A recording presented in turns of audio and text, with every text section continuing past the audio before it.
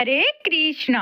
हिंदू धर्म में एकादशी के व्रत को व्रतों का राजा कहा जाता है और जब बात विजया एकादशी की हो तो इसका महत्व और भी बढ़ जाता है।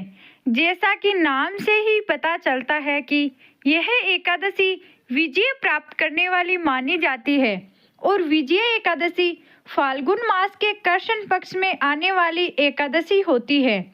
इस बार एकादशी तिथि को लेकर लोगों में कुछ असमंजस है। आइए जानते हैं साल 2026 में हिंदू पंचांग के अनुसार विजय एकादशी का व्रत किस दिन रखा जाएगा और व्रत का पारण किस समय किया जाएगा।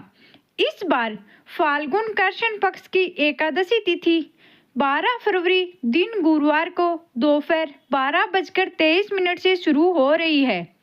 इससे पहले तक दसवीं तिथि रहेगी और एकादशी तिथि का समापन 13 फरवरी दिन शुक्रवार को दोपहर 2:26 पर होगा। इसके बाद से द्वादशी तिथि प्रारंभ होगी।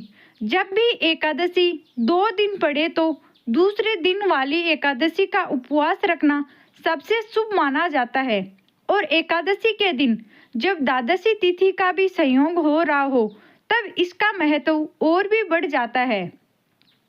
इसलिए इस बार विजय एकादशी का व्रत केवल 13 फरवरी दिन शुक्रवार को ही रहेगा। सभी गृहस्थ जन और इंसान से जुड़े हुए लोग इसी दिन उपवास रखेंगे। दसवीं तिथि के नियमों का पालन एक दिन पहले यानी कि गुरुवार को किया जाएगा। द्वादशी तिथि 13 फरवरी दिन शुक्रवार को दोपहर 2:27 से शुरू होगी और द्वादशी तिथि का समापन 14 फरवरी दिन शनिवार को शाम 4:01 तक होगा। इसके बाद में त्रयोदशी तिथि प्रारंभ होगी और इस बार विजया एकादशी के दिन ही कुंभ संक्रांति भी है। कुंभ संक्रांति तब होती है जब सूर्य देव मकर राशि से कुंभ राशि में प्रवेश करते हैं और हिंदू धर्म में इस तिथि को बहुत ही पावन माना जाता है। इस दिन पवित्र स्नान, दानों में भी तिल, गुड़ और वस्त्र का दान सर्वोत्तम होता है और इसके बाद सूर्य देव की पूजा करने से मोक्ष, सुख, समृद्धि और शनि देव की कृपा पूजा करने से शनि दोष से मुक्ति भी मिलती है। शनि देव की कृपा प्राप्त होती है।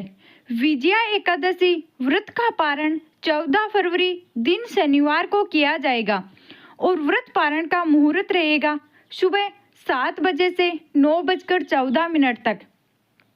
एकादशी व्रत रखने वाले भक्तों को एकादशी के दिन सुबह जल्दी उठकर स्नान करना चाहिए और साफ सुथरे वस्त्र धारण करने चाहिए।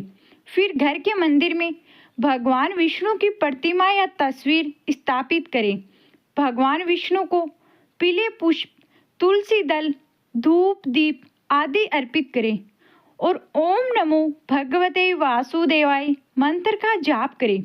श्री विष्णु सहस्त्र नाम और एकादशी व्रत कथा का पाठ अवश्य करें।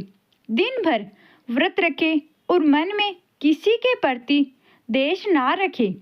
फिर अगले दिन द्वादशी तिथि को विधि पूर्वक व्रत का पालन करना चाहिए, तभी एकादशी व्रत पूर्ण होता है।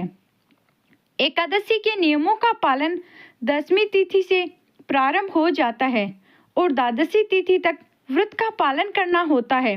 दसवीं तिथि को महिलाएं सर से स्नान कर सकती हैं, लेकिन एकादशी के दिन सर से स्नान करना वर्जित माना गया है और एकादशी के दिन गृहस्थ जनों को भी अन्न का और खास तौर पर चावल या चावल से बनी हुई वस्तुओं का त्याग करना चाहिए।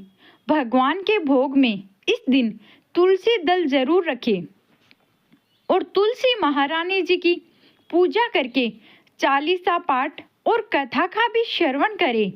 यह थी आज की वीडियो। आपको जानकारी अच्छी लगी हो तो वीडियो को लाइक कीजिएगा, चैनल को सब्सक्राइब कीजिएगा और जाते जाते कमेंट बॉक्स में राधे राधे जरूर लिखिएगा। धन्यवाद। ऐसी ही भक्ति वीडियो के लिए हमारे चैनल से जुड़े रहिए।